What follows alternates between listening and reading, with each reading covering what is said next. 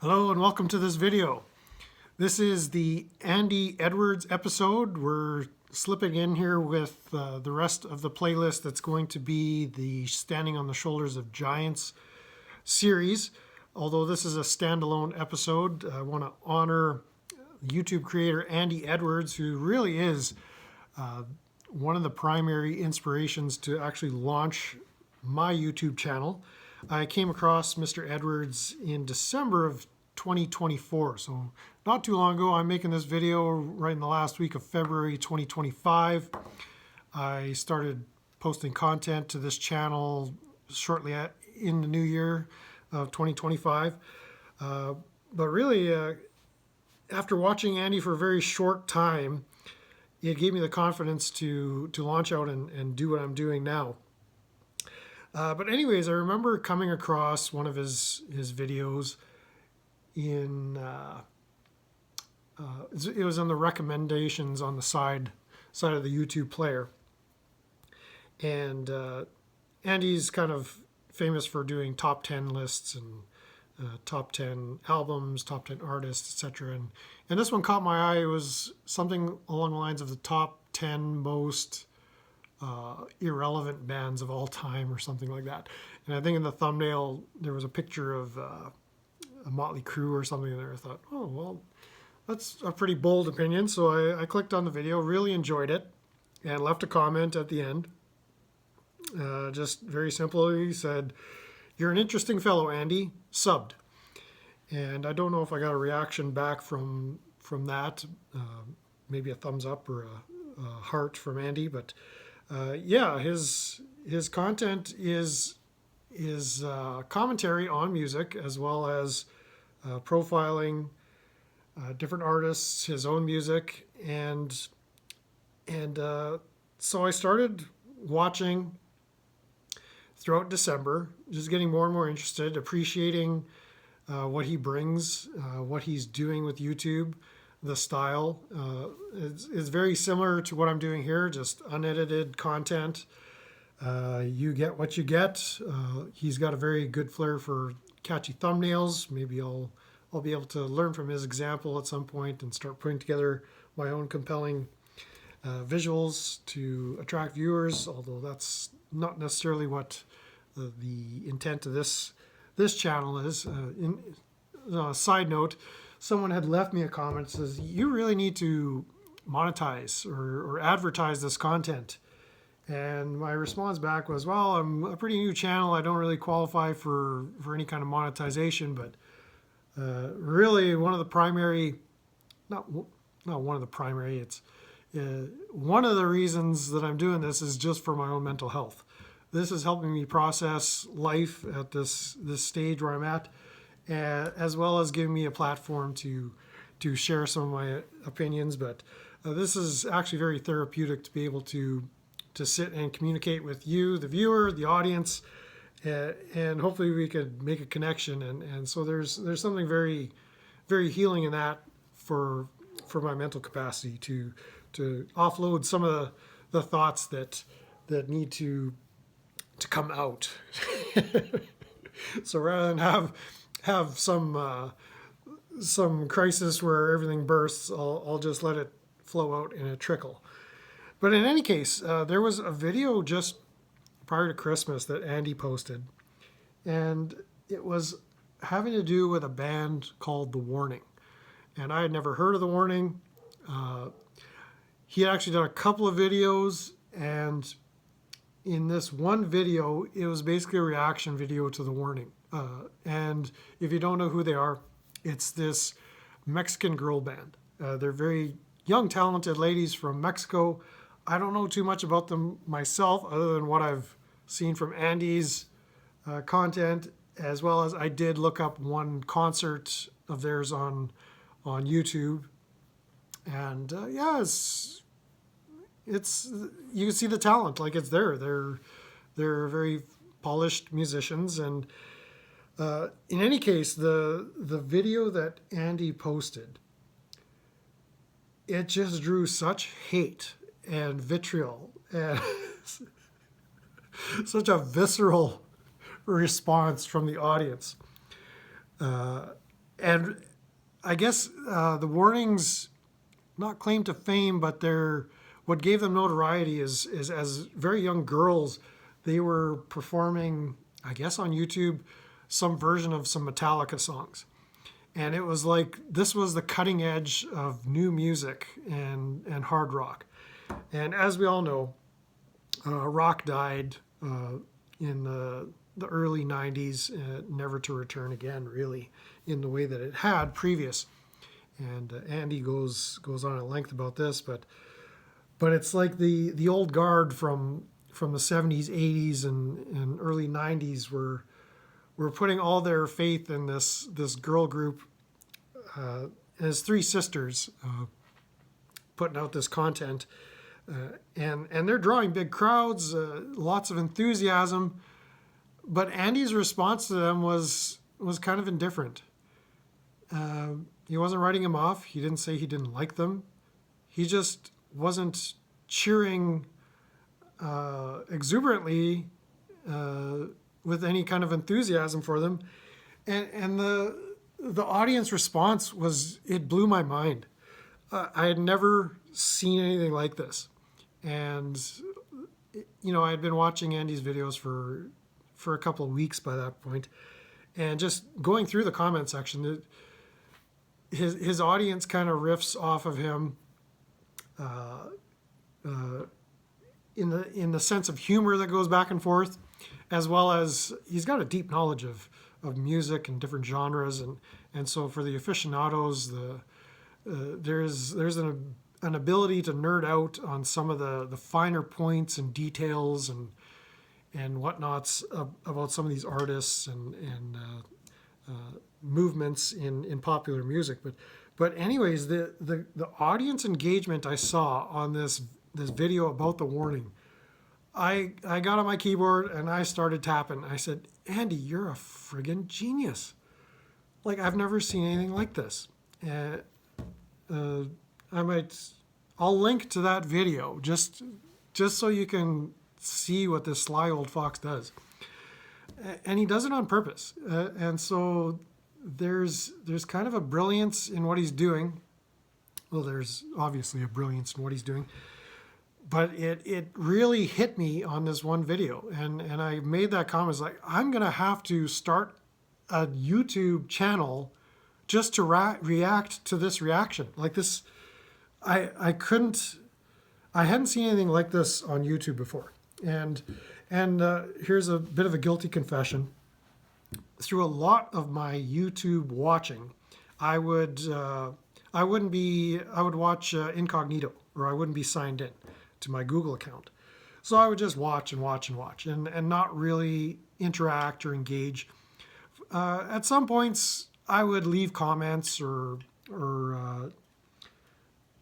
participate in chats, but for the most part, it wasn't really until the last 3 or 4 months that I really started signing into YouTube and engaging with the creators and leaving hopefully useful comments, and not just being a troll, but although I do troll as well. But in any case, this one video about the warning, it just opened up a whole realm of possibilities on how to connect with an audience. And I thought, I need to try this. I'm not saying I can do it or will have accomplished it. I guess we'll see as the future unfolds. But it was like watching a train wreck. Like, you couldn't take your eyes off it. And so, yes, I'll put that link to this particular video in there, and you can judge for yourself. But in any case, I started binge watching Andy from that point.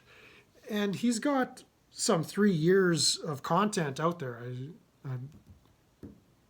I think he's, just kind of gone over his 3 years as a YouTuber, and he does this full time. He's putting out daily content.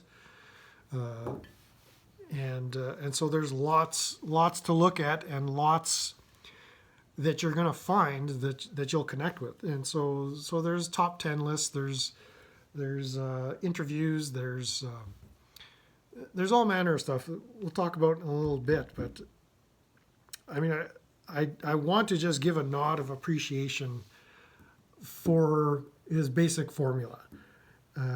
And, as we go on, you'll kind of pick up that I'm somewhat of an apostle of alliteration. I love strings of words that all start with the same letter. So Andy's method kind of comes down to a series of C's, and C being the third letter of the alphabet is going to be significant in a moment. But first he draws you in, just he tickles your curiosity. And so you sit down and you start hearing what he has to say, and you're in agreement. You're thinking, this is pretty cool. This guy is pretty cool. So you go from curiosity to cool, and now you're making a connection. And he has that ability, a very engaging speaking style. You could tell he's knowledgeable about the content that he's producing. He's enthusiastic about it. He's animated. Something I'm working on. I want to get a little more action to provide for you, a little more elevation of my energy for my audience. But from connection, he goes to cheeky. And you're like, oh, okay, so there's something going on here. And then he slips in the comedy. And pretty soon you're laughing out loud. And he's got you hooked by this time. But then things take kind of a dire turn, and that comedy kind of descends into cringe. And you're feeling a little uncomfortable, and before you know it, that cringe descends into chaos, and he takes you on this long meandering path, and that sense of comfort you felt at the beginning is gone, and you're almost despairing, and that leads to a sense of concern, and so he takes you and draws you within an inch of what you can take. And then suddenly, when you feel you can't take it anymore, he crashes through the hedge into this clearing of tranquility, and you feel that full circle. He's brought it all the way back around to cool again. And Andy, he is that cool guy. I really appreciate the journey, every video he takes you on. Really, it's the law of three. Or in this case, I guess it's the law of 9. Regardless, the law of 3 is a band that he's had over the years. You can find his music online. And from what I understand about where he's coming from, it's the idea of the thesis, the antithesis, and then the synthesis that follows. It's sort of the Hegelian dialectic.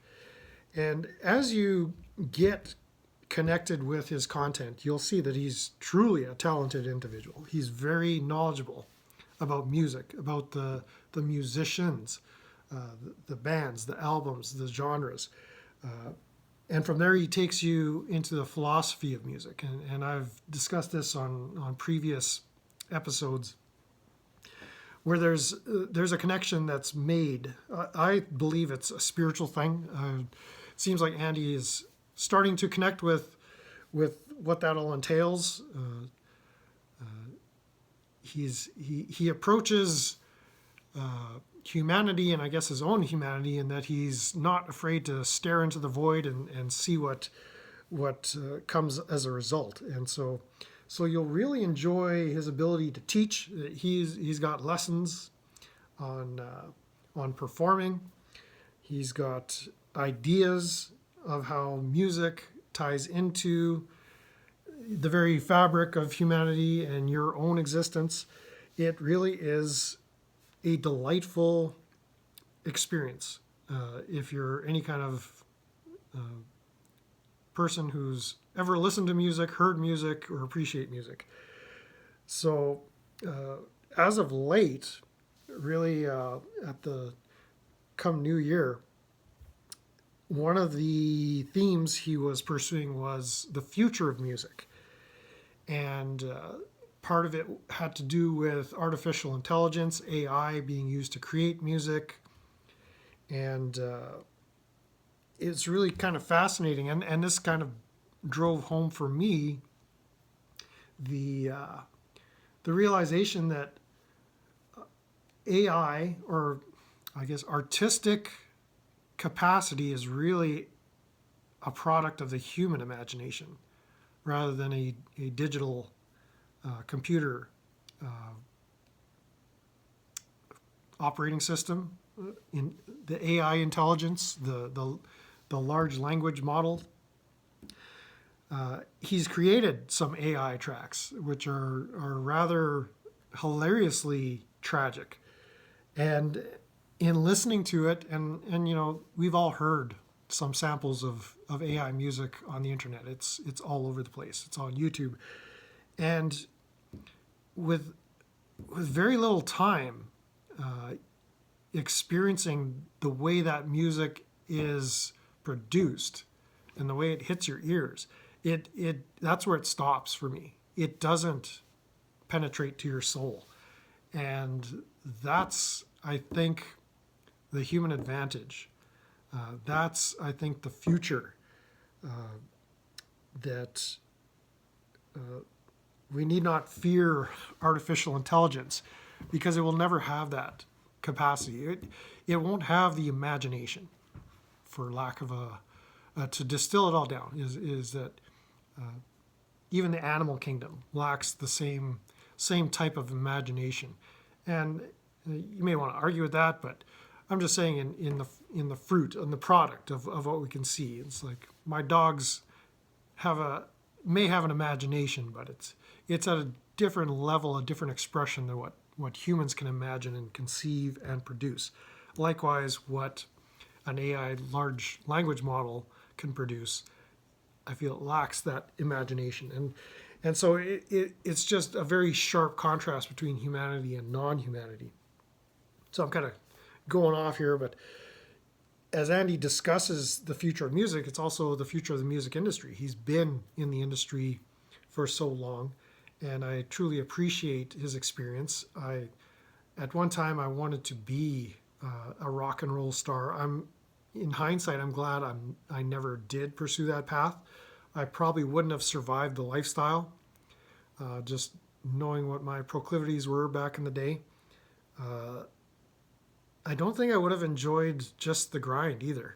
The setting up of the equipment, the touring, having beer bottles thrown at you and the audience is not liking your vibe or what have you. Like I just don't see that as being an enjoyable way that I would have wanted to spend my younger years. But that didn't stop me from appreciating music and traveling my own path.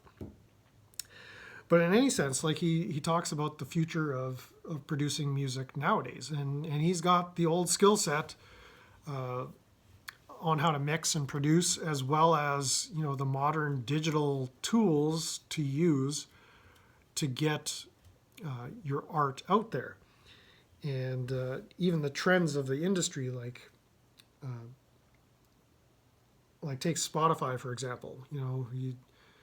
A comment I've heard from Andy is that Spotify is not for the new artist who's wanting to get their music out there, because you're not going to find new listeners.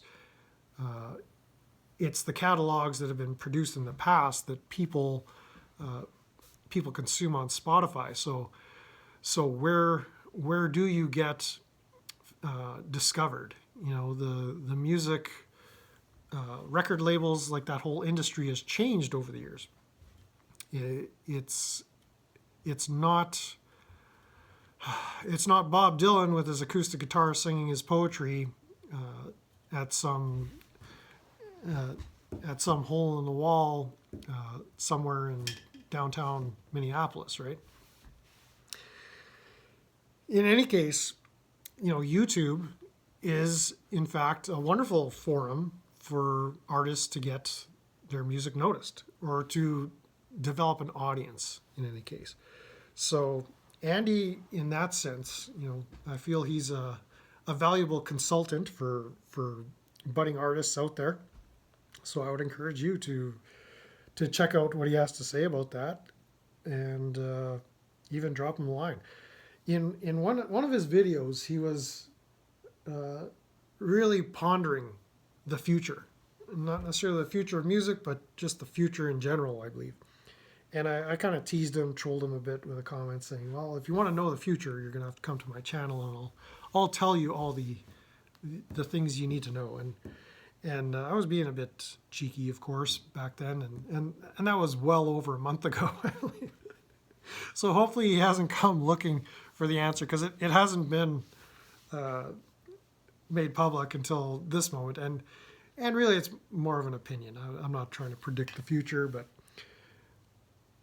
as an observer of the culture and the landscape in which we live in and the internet as a whole, from what I see is that there is a hunger for music that was produced back when I was enjoying music.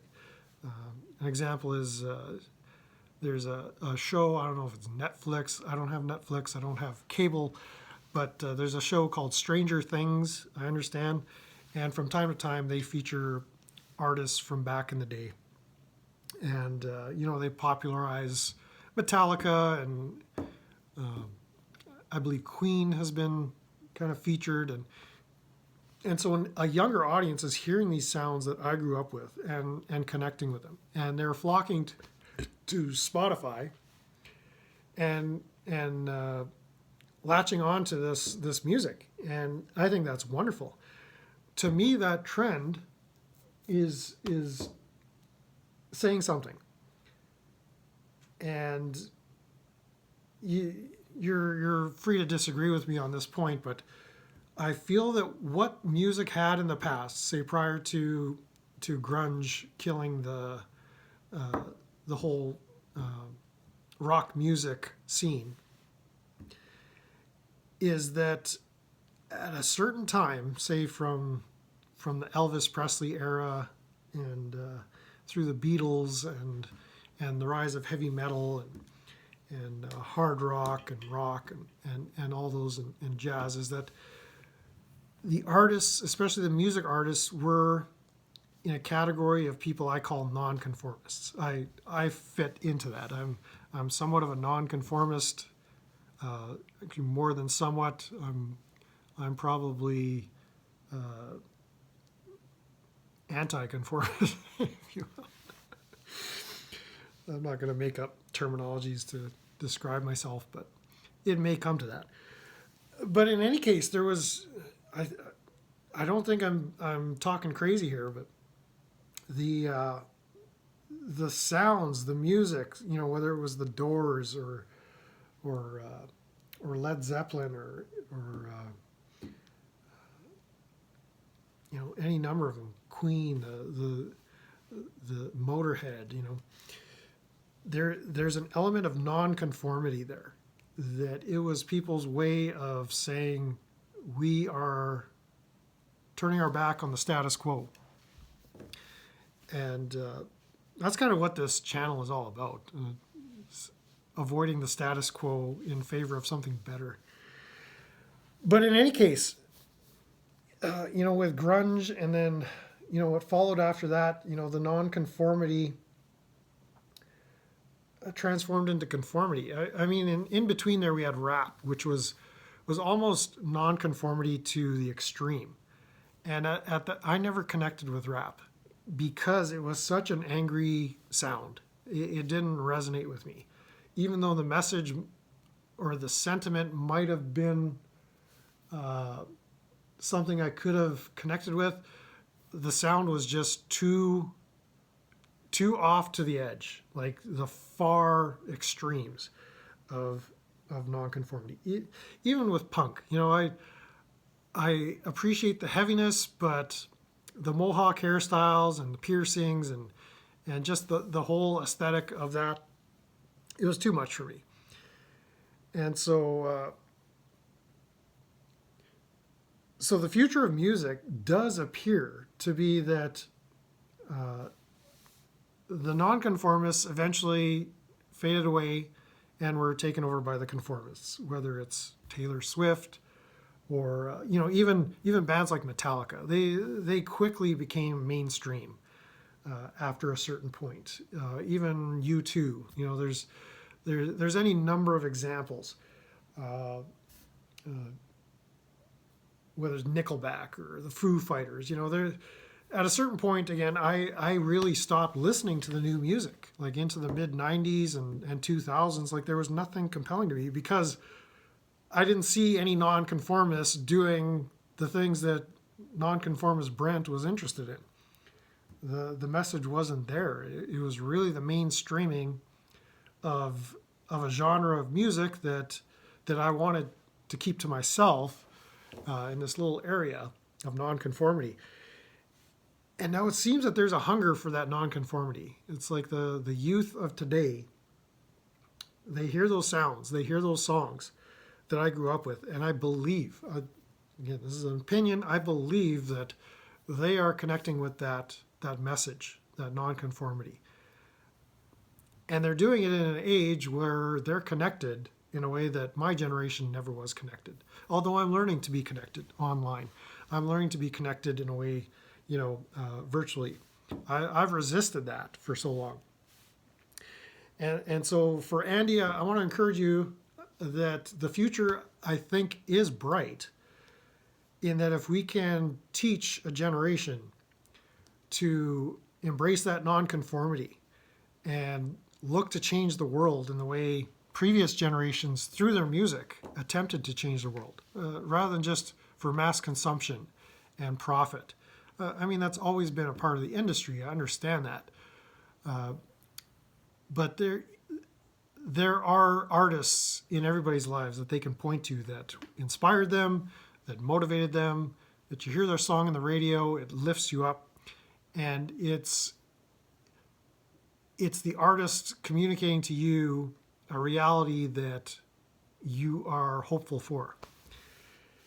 And so I see in this trend of people flocking to the classics, the heavy metal bands of old, the Black Sabbath reunion, Ozzy being inducted to the Hall of Fame, all these acts, there's an appreciation for them. And a lot of it is, people getting their due, but there is a younger audience that is latching onto this, that's embracing it. And I think that's a great trend. I think there's something that can be fostered there, and guys like you, Andy, and others, you're not the only one, but I have an appreciation for the message and the way you present it, that you can maybe bring in some of these aspiring artists and creators and show them the way to change the world through their art and music. Because so much of Andy's channel is lamenting the past and the death of rock and, the good old days. And once you get to our age, I think he's a few years older than I am. He's 56 or something. I'm a few years younger than that. But I do look to him as an older brother, as somewhat of an authority, someone I can look up to, someone with shared experiences, shared tastes. Although I don't enjoy all the music that you speak on, or even understand some of the stuff that you talk about. I guess the thing that stands out about Andy Edwards is it doesn't matter what format or what his content would be on YouTube. I'd still be watching him. If he was making videos about scuba diving or something I have no interest in, the manner in which he presents, I'd still tune in.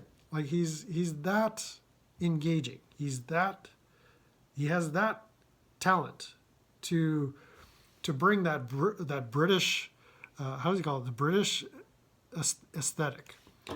And as a Canadian, I appreciate that British aesthetic. I grew up with Faulty Towers and the Monty Python movies. Not so much the television shows, but I get the British absurdism because it crept into Canadian absurdism with different comedy troupes like the Kids in the Hall and the Trailer Park Boys. Like there was just an over the top ability to have this self-deprecating humor, which played on a rich history.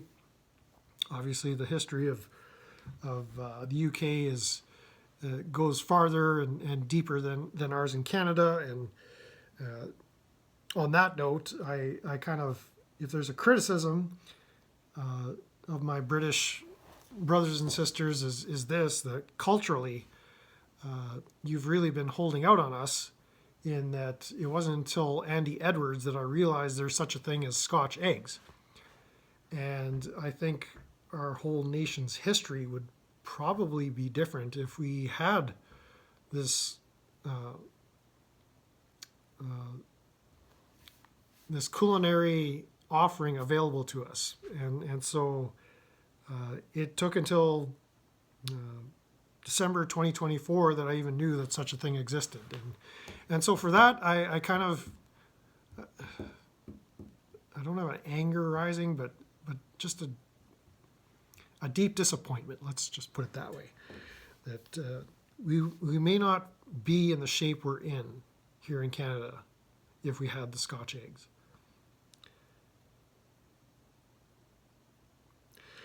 All right. Well, that went kind of off the rails and way I wasn't expecting. Anyway, where are we? Here's what you can do for me as my audience, and thank you to new subscribers. I see there's a few more of you have jumped on board in the last little while. If you've ever heard the song Stairway to Heaven, I want you to go to Andy's channel and subscribe to his content. You are going to appreciate what he does. If you've ever heard the track by Queen, Bohemian Rhapsody, and enjoyed it, I implore you, go to Andy's channel and hit subscribe. You are going to find content that will lift your soul on his channel. If you're a viewer of mine and you've enjoyed Metallica's Master of Puppets, you are going to like what you find on Andy Edwards' channel. Please head over there and subscribe. One of his goals, if you will, and there's an element of cheekiness in this, in that he really is kind of putting all his eggs in this basket, all his Scotch eggs in this basket, is that once he reaches 100,000 subscribers, he will feel he has achieved the success musically that he desires, is entitled to, and deserves. So anyways, let's do our part. Let's get him to 100,000. He's got a Patreon. Like I say, he's it's not a Substack, but there's another creator account. Go to his channel. He'll give you all the links, all the ways to connect with him, all the ways to support him. He's doing this full time. That's his livelihood. He's making his livelihood on YouTube, and I think he's doing a great job. It's a great model on how you can do this. I'm not trying to make a living doing this. I'm doing this for fun and my mental health, which, as you can tell, day by day,